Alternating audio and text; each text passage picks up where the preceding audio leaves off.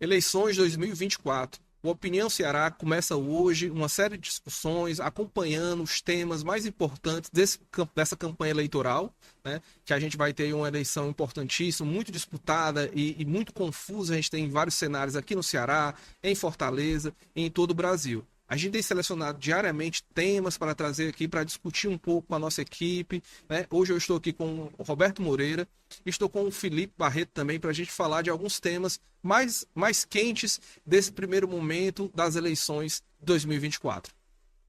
Vai? Eu queria falar um pouco dela. A eleição ela está no seu melhor momento, que é iniciando a campanha eleitoral, né? Vamos ter agora os programas de rádio e televisão que projetam muito mais os candidatos. E engraçado nessa eleição é que os veículos de comunicação, principalmente as redes sociais, estão promovendo debates.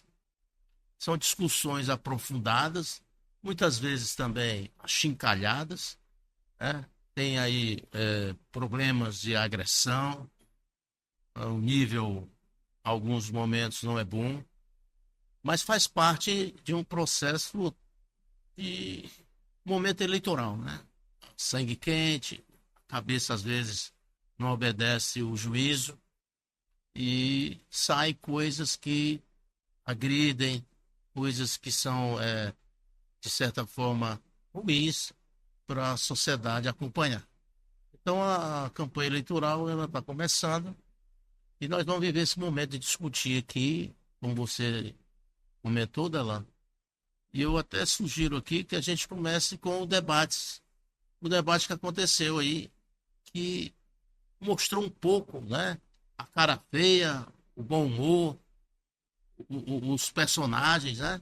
Porque além de serem candidatos, eles também parecem agora estão sendo personagens, né? Cada vez mais. Eu queria comentar sobre os debates, já começando, aproveitando a deixa do Roberto, falar que a impressão que passa às vezes é que os candidatos estão preferindo os ataques no lugar de apresentar as propostas, né? Nós tivemos, por exemplo, no debate de ontem, desta terça-feira, candidatos como o André Fernandes, que chamou o Técio Nunes e o Jorge Lima de desequilibrado. Na resposta ali, o Jorge Lima deu Ele chamou ele de Insignificante. inexpressivos, isso, inexpressivos. Foi chamado de desequilibrado. O Jorge Lima acho que deu a resposta da noite, né? Chupa aqui para ver se sai leite. A resposta que viralizou, né? A resposta que viralizou. Temos aí também o Sarto em discussões com o Evandro também rebatendo, o Capitão Wagner também com o Evandro. Então a impressão que passa é que realmente essa questão das brigas políticas estão sendo mais fortes, ao menos durante esse momento de primeiros debates, do que a apresentação de propostas realmente. Eu tenho uma posição assim, acho que às vezes a gente fala muito. Tem uma fala às vezes moralista, aquela coisa assim, da história das propostas. As propostas, claro, são importantíssimas, super significativas, mas assim, eu acho que ali tem uma parte ali dos ânimos exaltados, dos conflitos, que acho que faz parte, inclusive assim, para o debate ele esquentar e tudo, acho que põe às vezes os candidatos à prova.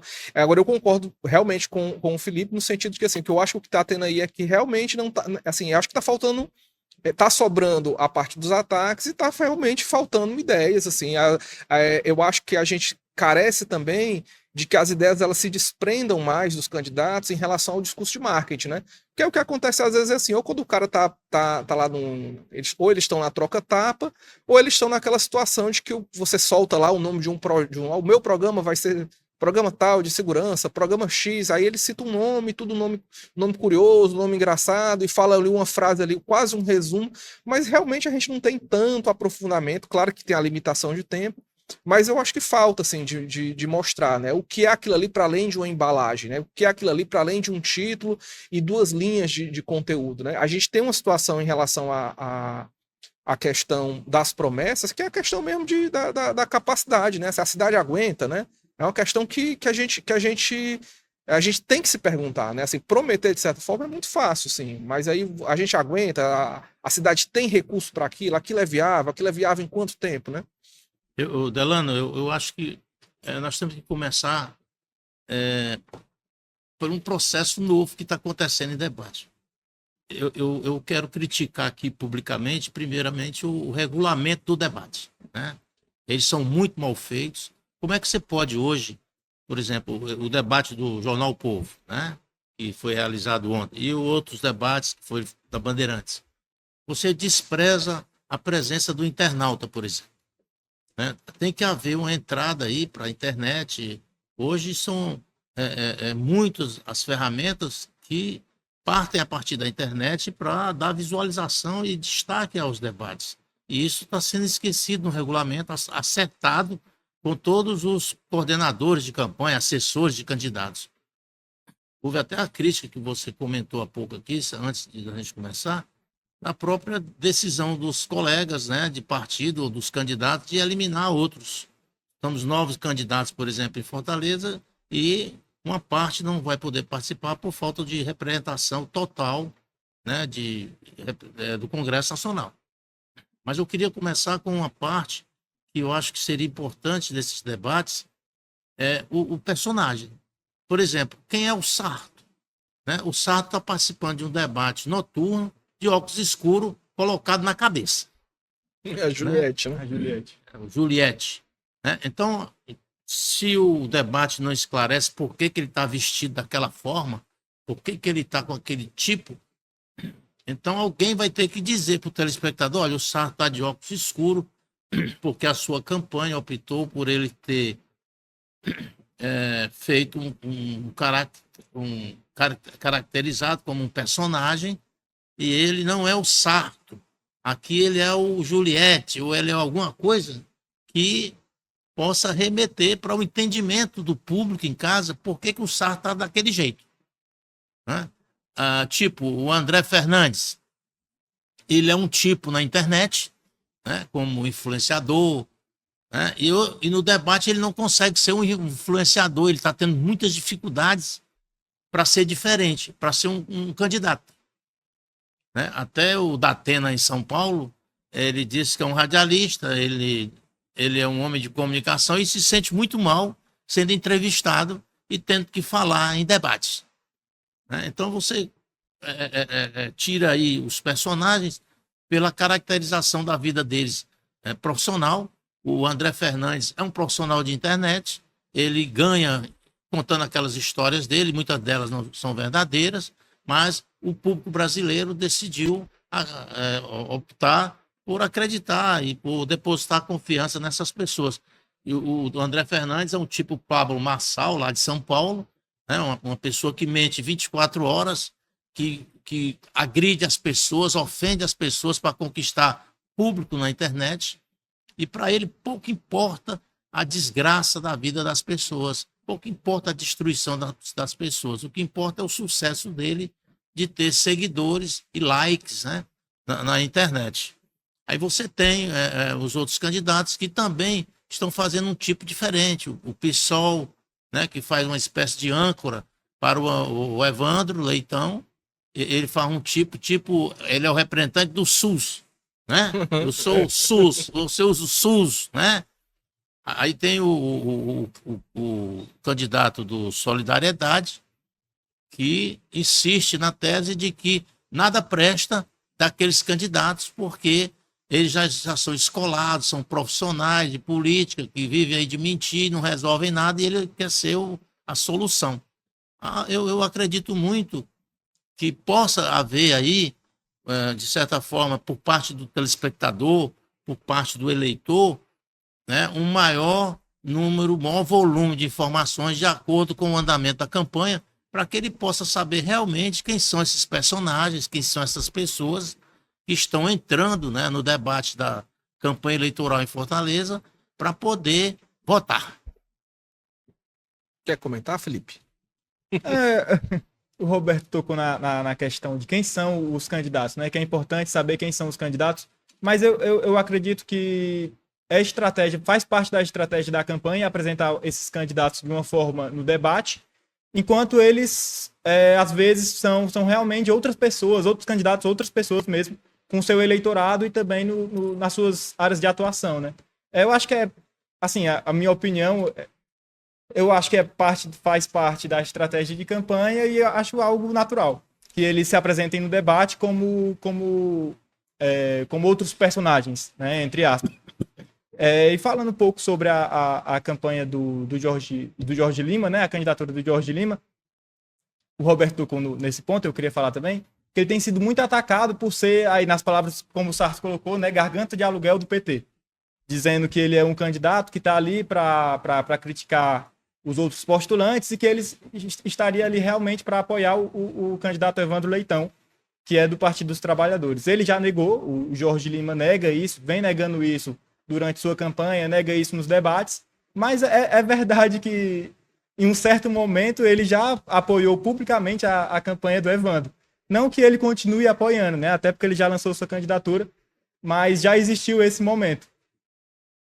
Uma coisa que é curiosa dessa história o Roberto tocou num ponto que eu achei muito interessante, uma observação, que é a relação do PSOL.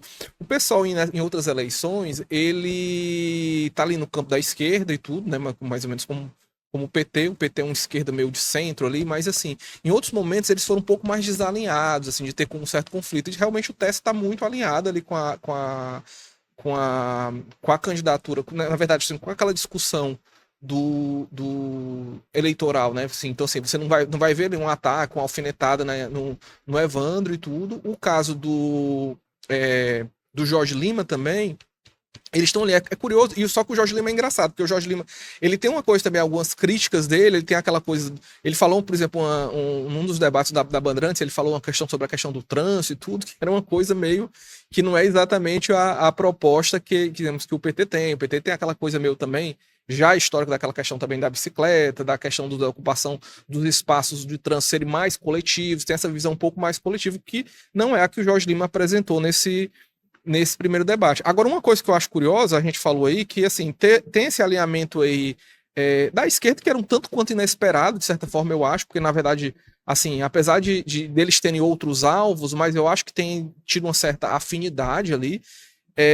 E uma coisa que tem chamado a atenção nos debates é o desacordo da direita, né? O campo de direita, que a gente fala assim, que na possibilidade de um alinhamento, de um segundo turno, a depender do cenário, você está tendo ali conflitos muito, embates muito fortes do André Fernandes e do Wagner, por exemplo. Eu fico pensando qual é a cara que um vai ter de apoiar o outro num segundo turno, efetivamente, porque se os ataques são realmente muito fortes, né? Às vezes, assim, então você começa a ter um ruído ali daquele grupo ali, né? Então é uma questão também, esse cenário eleitoral desse ano é um cenário muito difícil da gente apostar, né? Assim, é quase uma coisa meio bet mesmo, assim, se você apostar você vai perder dinheiro, mas o que você vai ter ali, que é curioso nesse caso, é realmente que tem uma tese de que ao invés de se somarem, essa frente de direita ela pode começar a se fragmentar mesmo, e cada um pro lado e tudo, e nessa animosidade,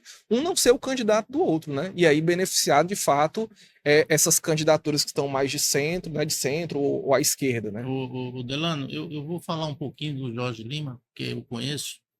O Jorge Lima é uma pessoa de centro-esquerda. Ele é empresário, ele iniciou a vida pública dele no Partido Verde. Ele é um dos maiores defensores da instalação da lei que criou o Parque do Cocó. Ele é socialmente muito bem relacionado, né? Ele migrou do Partido Verde para o Solidariedade por uma estratégia de ser amigo do Chiquinho Feitosa, que ele atuou muito tempo no setor de transporte. Mas eu não acredito que ele esteja a serviço do Evandro. Ele é suplente de deputado, ele tem interesse numa eleição majoritária, numa eleição proporcional para a Assembleia Legislativa. Eu acho que ele está muito mais nessa campanha por isso. Ele não precisa, de certa forma, de ser subordinado a ninguém. Então, ele é um homem de um perfil de independência financeira, de uma independência de vida, e ele tem um propósito, que é seguir na vida pública. A sua colocação é ponderada do ponto de vista da esquerda, porque é muito difícil, numa eleição que tem 9 candidatos, você dizer que eles todos pensam diferentes. né? Então você vai para o campo da esquerda, você fazendo um recorte, são quase todos tendo o mesmo pensamento. Você vê o Técio, que é o prefeito do SUS, como já está sendo chamado na rua. Ele questiona a gestão do Sarto. Ele diz que o Sarto fechou o hospital e fechou posto de saúde e não deu satisfação a ninguém, que a cidade sofre por causa disso. Filas imensas para uma consulta, filas imensas para uma cirurgia, filas imensas para qualquer tipo de tratamento, e falta informação na concepção do Técio da prefeitura para com o público que é usuário do Sistema Único de Saúde. Essa é uma crítica que ele faz e faz de forma correta, porque se um lado da sociedade, na concepção dele, vive bem, que é o cara que tem o plano de saúde, que por ele eu acho que ele não tem, ele também não tem conhecimento, porque o plano de saúde hoje está pior do que o SUS. Você, para marcar uma consulta com plano de saúde, é 1 ano. Né? Então, nem todo hospital está atendendo pelos planos de saúde. Né? Os hospitais a gente chama top, primeira linha. Né? Muitos planos de saúde hoje, você paga uma parte dos exames, paga uma parte da consulta médica, né? Que é a coparticipação. Então, esse é um debate bom, profundo, e que vai no coração das pessoas. Porque está todo mundo na ponta, né, desassistido, ou mal assistido, ou mal atendido, ou não tendo um atendimento realmente decente, tanto do SUS quanto dos planos de saúde. E eu entendo também no Jorge Lima algo novo, que é ele chamar os candidatos para uma discussão sobre o orçamento da cidade, a receita, a despesa, né? Porque ele quer dizer que as pessoas estão mentindo quando dizem que pode fazer tudo com o orçamento da prefeitura. E não pode. A prefeitura tem um alto comprometimento com as dívidas externas, com as dívidas que fez para poder executar obras. Só o Zé Sarto, aí, pelo que ele diz, pegou 3 bilhões de reais. Outros prefeitos de trás também pegaram dinheiro emprestado, tanto nos bancos oficiais brasileiros como bancos estrangeiros. E essa é uma discussão que pode ser um bom diagnóstico para o eleitor saber, tomar conhecimento do que é a Prefeitura de Fortaleza. Uma prefeitura que gasta quase 700 milhões por ano para manter um IJF, que o prefeito Sarto diz atender 50% da população do interior e 1% ou 2% de outros estados. E ele não é remunerado por isso. É por isso que o Sarto, quando houve o rompimento entre o PDT e o PT na eleição de 2022, sobrou para o prefeito Sarto essa condição de cobrar do Estado mais recursos, porque politicamente ele é oposição, ele acha que fazendo isso desgasta o governador Elmano. O governador Elmano diz que não deve nada à prefeitura, tudo que foi contratado, pactuado desde o governo Cid e o governo Elmano está sendo honrado por ele. E o Jorge Lima, não sei se sem querer ou querendo, ele abriu uma discussão boa. É tanto que veio o Wagner com essa proposta de tentar arrancar do André Fernandes uma explicação sobre o que é uma lei orçamentária. Né? O Wagner conseguiu dizer para quem acompanhou o debate do jornal O Povo, dizer assim, ó, o André Fernandes não sabe nem o que é um orçamento do município. Ele não tem qualquer informação. Então o debate tem essa raiz boa de tentar tirar do solo, né, do chão, e trazer para o conhecimento público que é o fruto, que é a prefeitura, né, a casa grande, que é a prefeitura, o cofre, que é a prefeitura, o que a prefeitura tem de receita, de despesa. Eu acho que isso vai começar a aparecer dentro dessas discussões, porque o cobertor parece ser curto para o tamanho da cidade de Fortaleza. O Roberto, tem uma coisa que você falou que eu achei muito pertinente, se lembrou, assim, são duas coisas. Um para fazer um comentário aí do Jorge Lima, assim, eu acho que talvez que resuma a figura do Jorge Lima é que, assim, eu acho que ele é o candidato com menos marketing. Então, como ele é menos marketing, ele acaba que ele revela muita coisa mais. Então, assim, como ele não tá aí naquela discussão muito enfeitada, muito publicidade, ele vai num ponto, sim, mas tem dinheiro, não sei o quê. Então acaba que ele traz à tona algumas coisas que não aparecem na E o discussão. Jorge Lima tem uma coisa, Delano, me permita ele interromper, ele tem uma coisa ainda que é natural de que está iniciando na vida pública, na política, né? Ele tem dificuldade de falar, né? Ele tem dificuldade muito ainda de se expressar. Mas acho curioso que, assim, aí eu acho que às vezes tem uma sinceridade ali que meio que bota o resto de calças curtas, né? É a pureza dele ali no Ele caso. vai em pontos específicos, né? E um ponto aí eu acho que também que é importantíssimo, você citou, que aí acho que eu queria fazer um comentário rápido, que é essa questão da saúde, assim. Todas as pesquisas, toda pesquisa que você fizer de política, assim, eu não vou saber um histórico de quantos anos, mas isso aí é meio que tradicional. Se você fizer uma pesquisa, o principal ponto de preocupação da população é saúde. Sempre. No Brasil sempre é isso, se você fizer em Fortaleza e tal, altera ali um pouco ali a educação, emprego, não sei o quê. Segurança. Mas a saúde sempre está no topo. E a segurança, às vezes, é curioso, porque assim, a segurança ela engaja muito do ponto de vista das discussões, mas ela é um problema sério, claro. Só que me parece que nessa eleição a gente tem visto uma sobrecarga muito grande nesse tema, né? Numa discussão que às vezes ela é meio fantasiosa, tem uma discussão ali, uma confluência de propostas em torno de uma ação de uma guarda municipal que seria como uma polícia a serviço do município, né? E a gente sabe que a questão da segurança pública ela passa por outras coisas, passa inclusive por uma questão de fiscalização, como é aquela história do follow the money, né? Tipo assim, quem é que financia as ações criminosas e tal. Então tem outra coisa. E é curioso porque realmente, assim, eu acho que, e a gente lembra no ano passado, num embate muito forte que teve entre o Sarto e o prefeito Sarto e o governador Elmano, que a saúde é uma questão grande em Fortaleza, né? E, assim, e aí eu não vou entrar no mérito de avaliar necessariamente uma gestão ou outra, mas é um ponto a ser discutido, e assim, e talvez, e no caso, é um ponto que efetivamente a prefeitura tem muito mais possibilidades, muitas mais responsabilidades dentro daquilo do que a questão da segurança. Acho que a questão da segurança tem a questão da cobrança e tudo mais, me parece que é um tema que ele está atraindo muito uma discussão, e eu acho que a cidade é muito maior do que isso, né? Ô, Delano, você fazendo um recorte aí, me cortando mais uma vez, você fazendo um recorte, você tem claramente, né, os candidatos do campo conservador, de direita e de extrema direita, e você tem claramente os candidatos com viés mais à esquerda. O que é que se compreende até agora aí, desse debate que estão acontecendo, das entrevistas dos candidatos, desse movimento de início de campanha? É que eles ainda não conseguiram se libertar desse colchão aí, que é você estar num campo de direita e de esquerda. Eles não conseguiram ainda dizer para as pessoas, e o Felipe foi feliz, o que é o projeto deles, o que é que eles querem para a cidade, qual o desejo deles, qual é o propósito.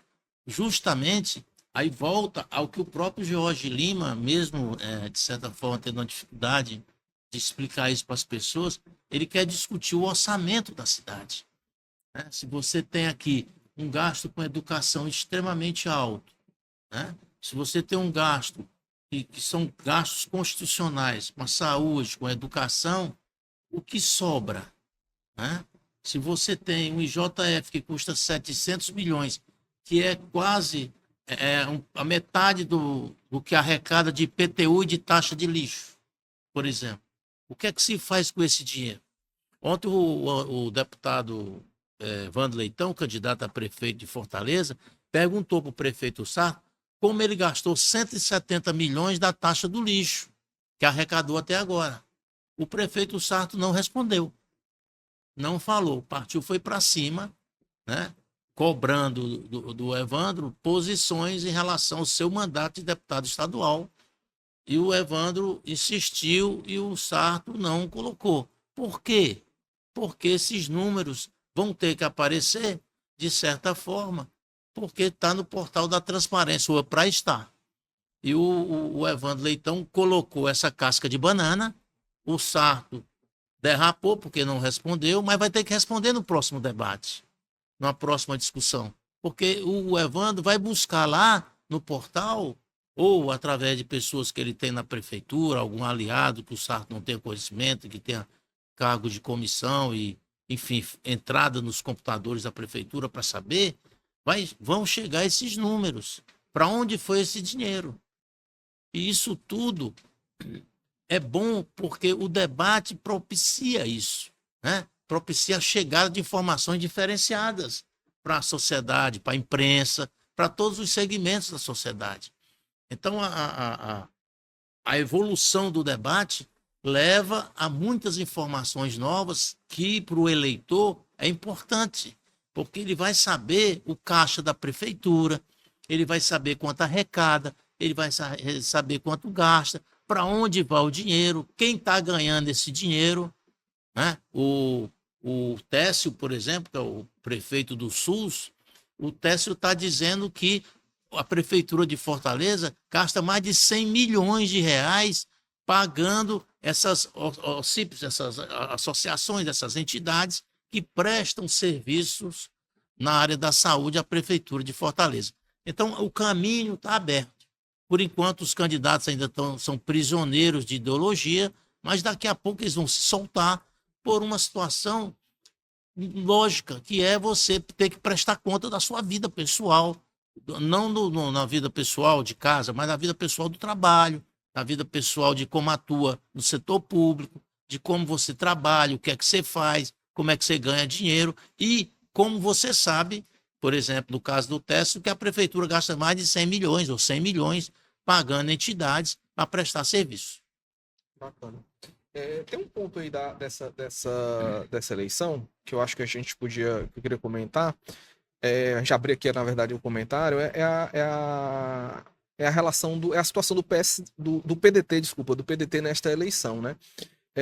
O Sarto, prefeito de Fortaleza, é o candidato aqui em Fortaleza à reeleição, né? Tá aí com uma campanha forte, tentando ali, o Sarto ali tá disputando ali nas pesquisas, ele tem se posicionado ali, tentando chegar ali, não chega à primeira colocação, mas ali empata ali. Empatando às vezes, né? E aí tem uma coisa curiosa, que assim, teve uma fala que foi dita aqui no Opinião, numa entrevista com o presidente da Câmara Municipal de Fortaleza, o vereador Gardel Rolim, também que é candidato. Ele falou uma coisa muito curiosa, ele disse que ele fez uma avaliação de que essa eleição essa eleição em que o Sarto é candidato, ela é a mais importante para o partido, né, para o PDT, desde a eleição de 1989, quando o Brizola tentou a presidência, né?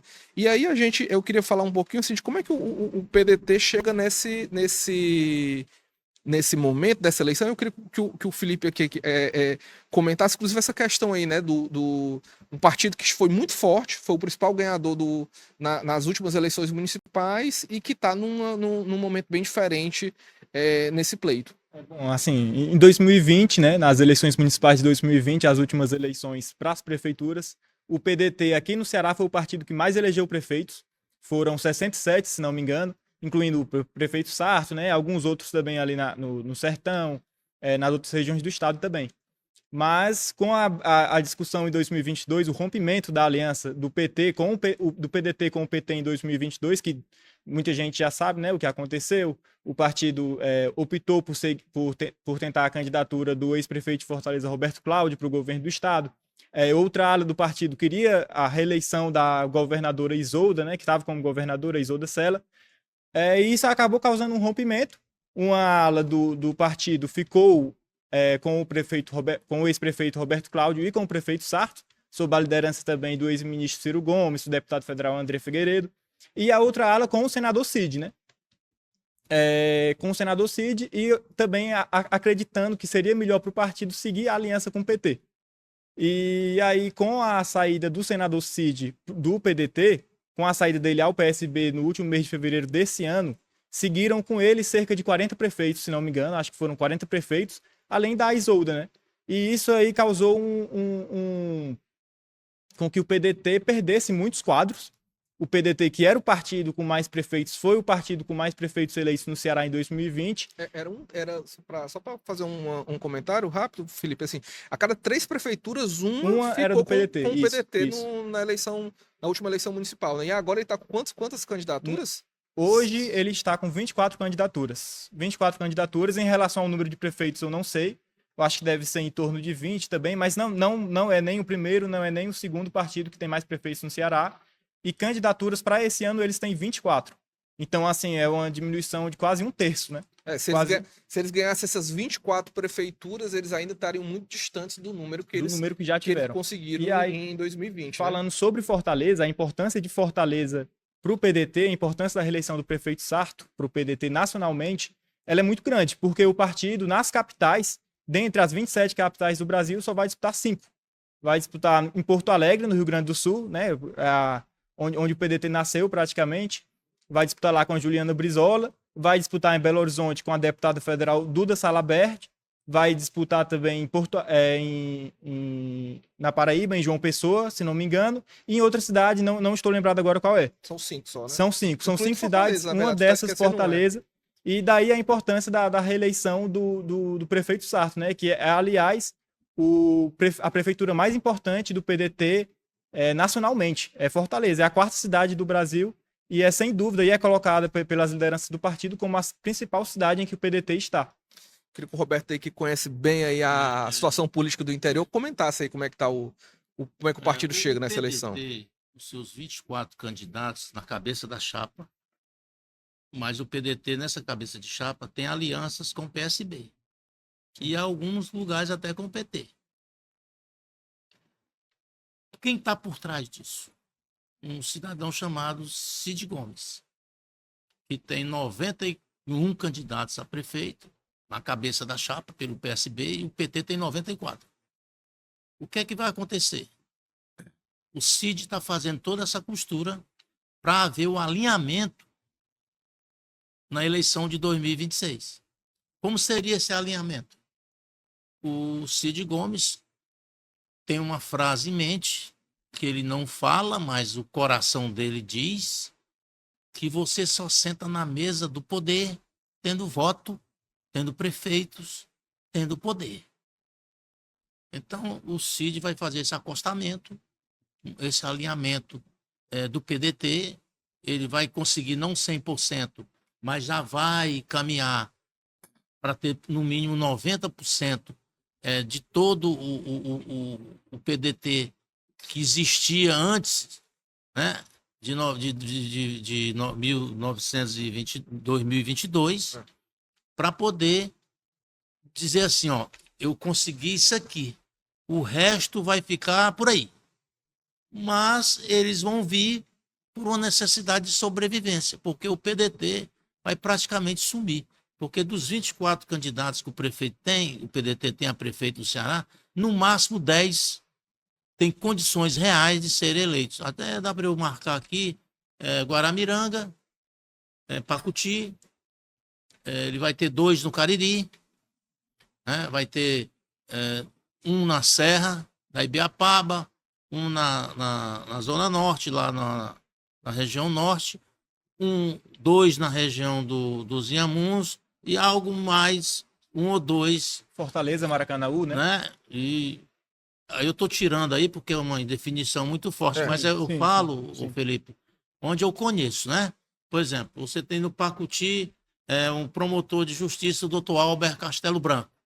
Ele disputa a eleição lá, o enfrentamento do PDT com o PT. O doutor Marcos, que é um médico até do JF, conceituado, ele nunca quis nada na cidade, mas agora decidiu tentar a reeleição. Ele não queria nada, porque ele viu que o PT ia ficar enfraquecido lá na Serra do Maciço de Baturité.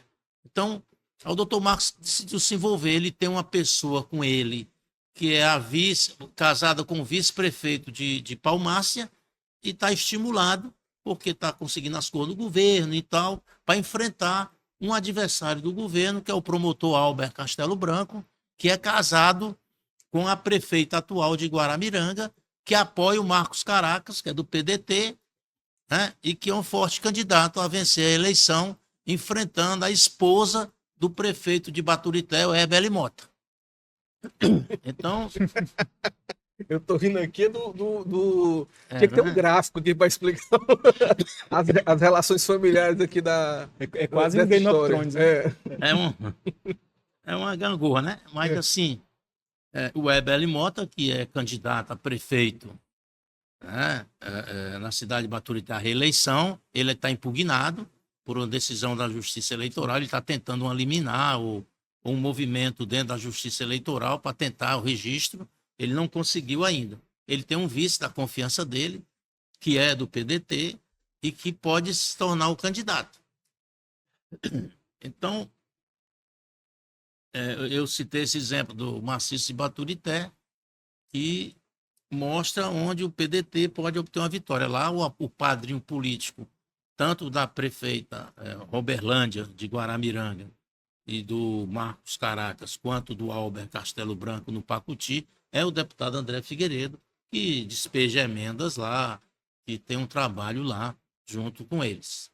O outro espaço que o deputado André Figueiredo tem é a possibilidade de uma candidatura vitoriosa em 2 municípios do Cariri. Ele também tem uma disputa boa na cidade de São Gonçalo do Amarante, mas o Cláudio Pinho deve ser derrotado por causa da máquina que está lá à disposição do atual prefeito, um prefeito muito popular, um prefeito que tem o apoio do governo federal, do governo do estado. Ele foi eleito dentro do campo bolsonarista, mas ele nunca foi um bolsonarista. Na verdade, ele precisava era de apoio para poder tentar vencer a eleição. Ele teve na época e venceu por uma margem pequena, por um erro do próprio Cláudio Pinho, que colocou um candidato que não era competitivo, mas era amigo dele. Era tipo assim, ó, botei um cara lá para eu mandar, né? Para eu controlar. Então, o Cláudio Pinho foi derrotado. Isso foi uma crise forte dentro do PDT na época, porque a prefeitura de São Gonçalo é uma das prefeituras mais importantes do Ceará. É uma prefeitura que já tem quase R$500 milhão de arrecadação, vai chegar a 1 bilhão. Deve ser o 2º ou 3º município do Ceará em arrecadação nos próximos anos. E interessa muito ao governo do estado ter o controle dessa prefeitura por causa das parcerias. Vem aí o hidrogênio verde, lá tem um complexo portuário do PECEM, tem a ZPE, vem a Transnordestina, vem a instalação de mais empresas no entorno do porto. E o governo do estado se sentiria muito mal se tivesse um prefeito de oposição tanto em São Gonçalo quanto no município de Caucaia. Sim. Então, essa é uma eleição que interessa diretamente o governo do Ceará. Por isso, a dificuldade que o Cláudio Pinho vai ter, né, para poder tentar sonhar em retornar à prefeitura. Eu coloquei essa porque o Cláudio Pinho também ele tem uma máquina financeira forte, ele é cartorário, né? Associação dos notórios, né? Sim. Que são os cartórios, deve estar bancando ele, e ele também tem um pouco de dinheiro, então ele é um candidato competitivo, mas a tendência lá em São Gonçalo é uma vitória, uma reeleição do Marcelão. Então o PDT é mais ou menos isso, aí tem um pouco de encosto no litoral, ali pela Paraipaba também, no Paracuru. A dificuldade também é grande lá, um grupo político está surgindo, liderado pelo advogado Vicente Arruda, que já elegeu a mulher dele na Paraipaba, e agora quer eleger uma cunhada em Paracuru, disputando a eleição contra o atual prefeito, o Beim, que é do PSB, né, do Cid Gomes. É uma disputa grande também em Paracuru. Aí o interesse também do Estado lá é porque Paracuru hoje é uma zona de processamento de cultura, de criação de animais búfalos.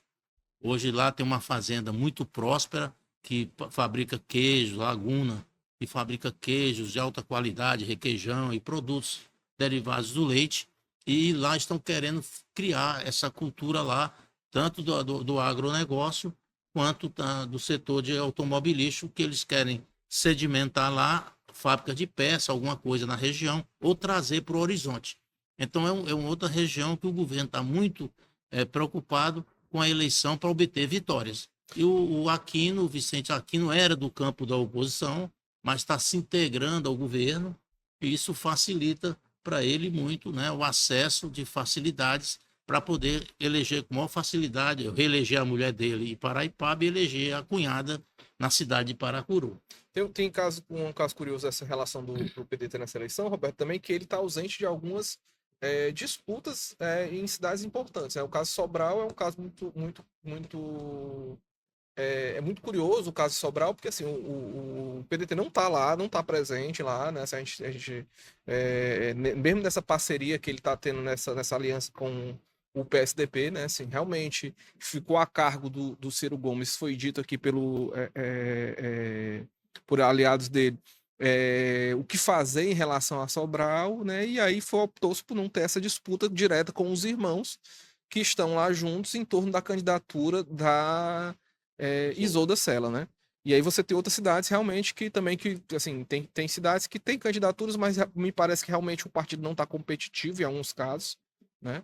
A gente vai ter esse caso aí, né? Eu posso fazer um comentário, Sobral? O que Claro. acontece em Sobral? O PDT, em respeito ao Ciro, em respeito à família Ferreira Gomes, decidiu zerar a conversa sobre Sobral. O Ciro talvez nem tenha se manifestado. Pelo que eu conheço do Ciro, ele jamais iria chegar lá para a direção do partido. Rapaz, não bote candidato em Sobral. Eles estão antecipando, né, ou eles anteciparam uma posição para poder evitar qualquer discussão com o Ciro. Por que Isolda? Né? O Ciro sabe bem, o Cid sabe muito bem, o Ivo mais ainda, e a deputada Lia e o Lúcio também têm profundo conhecimento. Eles não podem perder a eleição em Sobral. E caminhava para isso, porque o candidato Oscar Rodrigues é um milionário, um homem rico hoje, dono de faculdades, né? Todas as faculdades que são concessões públicas, e ele cobra muito caro nas suas faculdades por aluno. É um dos maiores recebedores, juntamente com a Unifor, de dinheiro do FIES, né, aqui no Ceará, e enriqueceu muito com isso. Isso não é crime, né? Todo mundo pode ter, né? E o Oscar se fortaleceu, se tornou um homem poderoso. Perdeu a eleição para o Ivo com a diferença imensa e agora achava que seria possível a sua vitória. Ele foi surpreendido com a decisão da Isolda ir para Sobral, que jamais ele acreditaria que a governadora Isolda iria descer o patamar para ser candidata a prefeita. Falou-se, inclusive, dela ser candidata em Fortaleza, não foi? Exatamente. Assim, o nome do Evandro já era um nome forte, ainda quando estava no PDT, né? Os aliados apresentavam, inclusive, eu lembro de uma vez de um episódio que teve numa reunião com o Cid, que o Baquete chegou e disse: esse aqui é o futuro prefeito de Fortaleza. Então eles tinham já esse nome forte do Evandro, mas aí, o nome da Isolda era um nome que chegou a considerado. Mas para o mundo, Sobral é o exemplo de modelo, de perfil e de resultados positivos na educação brasileira. Então, a Isolda viu isso também. Sim. Como ela foi um personagem da criação desse processo, né, que surgiu em Sobral, nada mais correto e positivo para a carreira política dela, né, do que assumir a prefeitura de Sobral e conseguir tocar esse projeto e transformá-lo ainda melhor no decorrer dos anos. Então, a Isolda não foi um gesto só de humildade, foi um gesto político e um gesto de quem é voltada realmente para a educação. Ela quer fazer essa aposta, ela acredita nisso. A professora Isolda, ela sabe que o resultado positivo de uma gestão em Sobral, ainda melhor na área, pode resultar um derrame maior de recursos para o Ceará na área da educação, um reconhecimento não só no Brasil, mas fora do país, e isso vai conseguir atrair muitos especialistas, estudiosos, para saber o porquê de Sobral ter um ensino bom, de qualidade e com grandes resultados no Brasil. Tem uma coisa, Roberto, dessa questão de Sobral também que eu acho que conta aí, que acho que é interessante observar, que assim, os Ferreira Gomes tiveram esse racha, né, em 2022, aí tudo que ano passado foi realmente assim muito turbulento, né? O Felipe participou dessas coberturas, ele acompanhou isso bem, ele pode falar um pouquinho também. E aí o que eu acho que é curioso de Sobral é que, assim, depois de um racha como esse, eu acho que também é muito importante para o grupo esse grupo familiar que está unido ainda, que é do Cid, com a com a deputada Lia, com o irmão dele, com o ex-prefeito Ivo, de que eles tenham uma vitória na cidade deles, né? Que é o berço político deles. Mas o PT continua contemplado dela, não tem a Sim, vice, claro. né? A vaga de vice lá. Sim. Teve ali até um início, um indício de que poderia haver o rompimento, né? Mas conseguiram contornar. Pode continuar, Adriano. Não, era isso, assim, eu acho que na verdade, assim, tem uma questão também da cidade, é a cidade deles ali, tudo, acho que é uma vitória importante eles terem essa vitória com para eles com a Isolda, né, assim, não é um município qualquer, assim, realmente, e é um município grande, é um município importante politicamente, é um município importante economicamente do estado, então, de fato, essa para esse grupo também. Aí vamos um pouco além, Delano, os Ferreira Gomes controlam os 13 municípios, né, da macro-região de Sobral, o consórcio, né? Eles lideram todas as prefeituras. E também tem um puxadinho de prefeituras na Serra da Ibiapaba. E surgiu uma nova liderança no entorno de Sobral, que foi a senadora Augusta Brito. Né? O marido, o ex-marido dela, o candidato a prefeito de Graça, que é a base dela, onde ela nasceu e tem a raiz política. Ele já foi prefeito lá também, está retornando a candidato, um forte candidato, não tem oposição que vai chegar perto. E ela se tornou uma liderança na região da Ibiapaba. Né? Ela já tem o domínio lá de São Benedito, o prefeito é ligado a ela.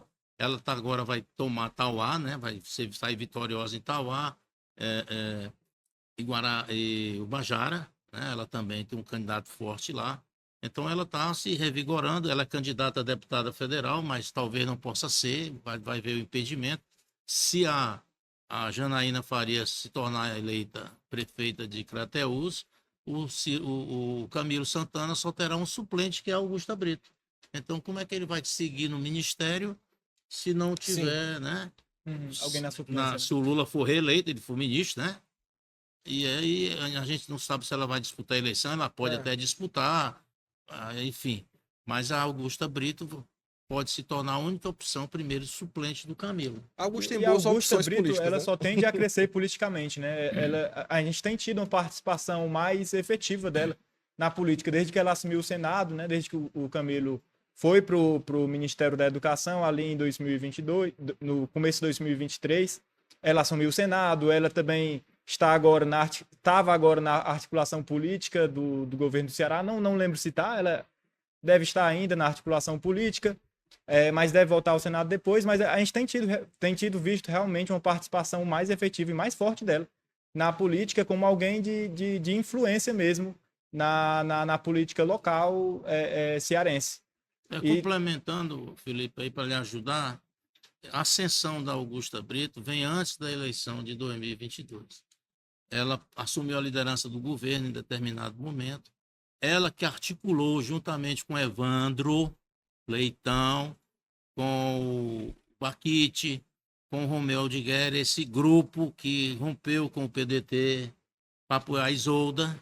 Né? Ela teve toda uma situação de ouvir os deputados, de fazer essa articulação, de mexer as bolinhas, os pauzinhos e chamar os prefeitos. Então, a Augusta Brito, ela foi uma corresponsável pela construção da candidatura do Eumano a partir do rompimento do PDT, e ela tem meritoriamente uma influência no abolição.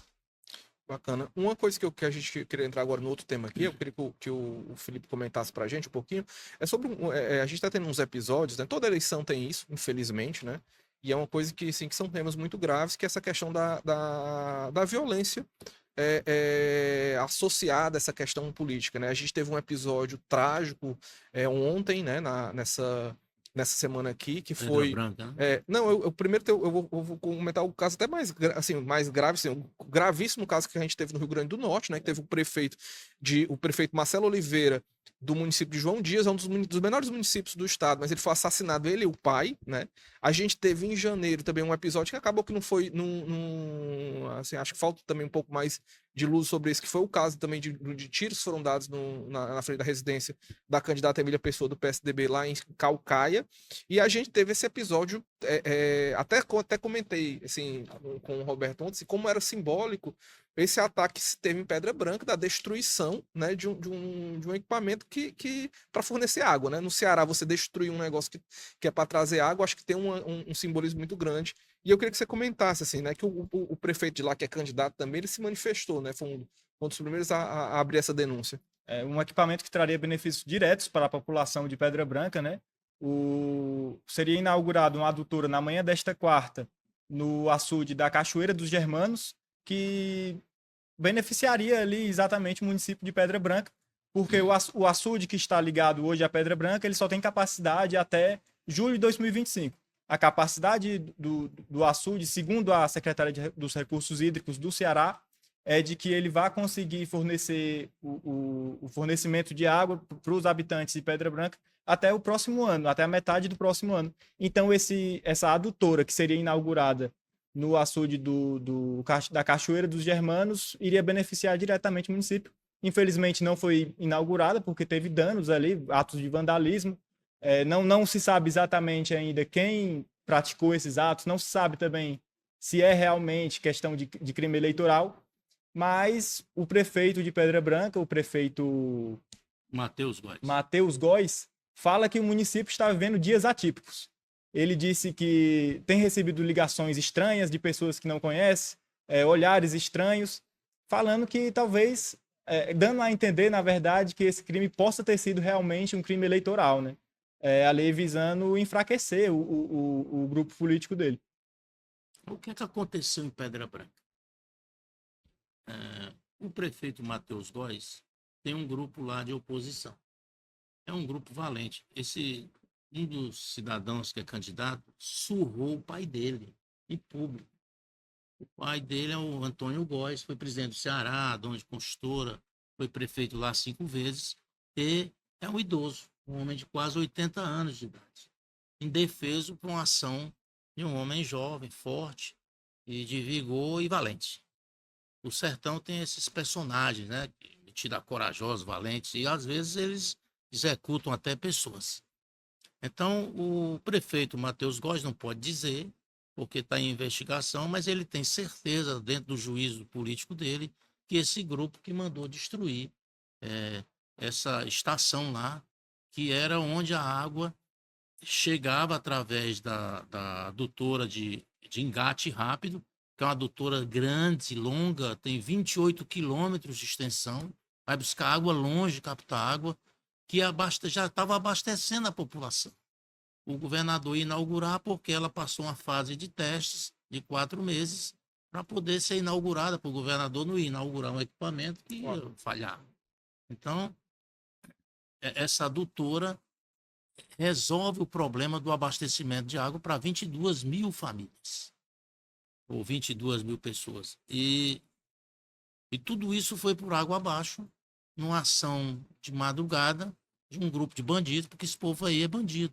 Você destruir água, o Delano fez uma frase muito bacana sobre isso, que é um crime ainda maior, né? E é hediondo, porque você impediu o acesso à água num lugar tão desgraçadamente, né? Seco como é o Ceará, e principalmente aquela região do Sertão Central.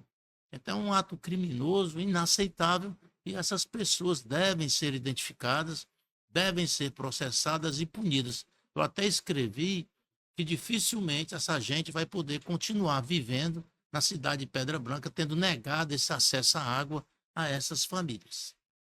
Esse caso é curioso. Realmente, assim, é um caso, claro que está sob investigação policial, né? Assim, o governo do estado já se manifestou, né? Assim, a Secretaria de Segurança Pública está em investigação. A gente entende que as investigações também, elas não podem ser abertas, né? Os episódios e tudo. Mas realmente é um episódio que, de fato, ele causa estranheza, porque, assim, não foi um episódio de roubo. Né? Não foram lá, roubaram, tiraram as peças, porque os caras, sei lá, explodiram, não sei como é que foi exatamente aquilo ali, mas eles destruíram coisa. Do ponto de vista político em Pedra Branca, me desculpa aí, eu esqueci de falar, houve uma situação política diferenciada. O PT saiu desse grupo político aí, que é acusado pelo prefeito de ser promotores de bandidagem, de violência, e entregaram o PT ao prefeito. Ao prefeito filiou a candidata dele, que era a secretária de Educação, ao PT para disputar a eleição. A Ivonete, né?